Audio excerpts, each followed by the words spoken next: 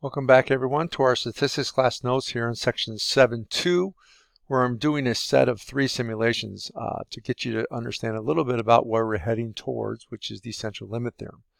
So in this second simulation, I'm going to use a larger population. So this time, instead of a population of 8 people, I'm going to consider a population of 1,000 people that are going to be running in this 5K race. And now 250 of them, of those 5,000, of those 1,000 are walkers. That's still 25% of the population. So the population proportion P of walkers in this population of size 1,000 is still 0.25.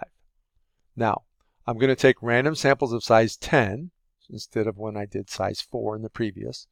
And I'm going to find the same sample proportion, which is the percentage of walkers or the proportion of walkers in each sample. Now, with samples of size 10, since there are 250 people in this population of size 1,000 that are walkers, I can get anywhere from no walkers to 10 walkers in my sample, right? Okay, it's possible. It's unlikely to get as many as 10.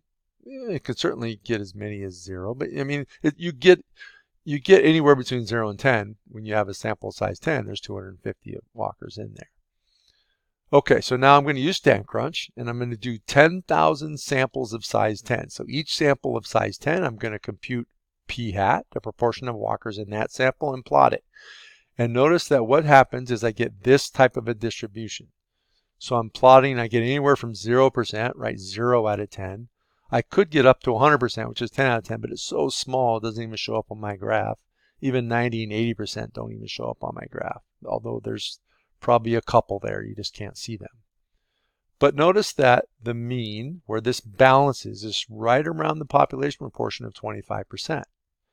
Okay, so this is plotting 10,000 samples where I took the proportion in each sample and plotted that p hat, that percentage of walkers that were in my sample.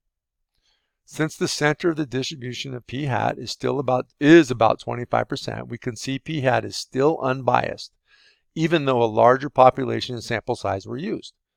However, the variation of the sampling distribution is much less. Notice that most of them are distributed pretty close to 25%. You have a few, towards the sides, but the most of them, I mean, I got like 2,700 around 20% at 20%. I got another 2,600 at 30%. I mean, most of them, of those 10,000, are close, and it starts to fall off as I get further away from 25%.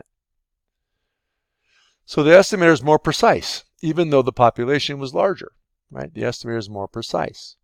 In general, the precision has nothing to do with the size of the population and only to do with the size of the sample. So a sample size of 10 produced less variation than a sample size of 4 did, regardless of the population size. So what sample size would produce even less variation? Well, anything bigger than 10, really.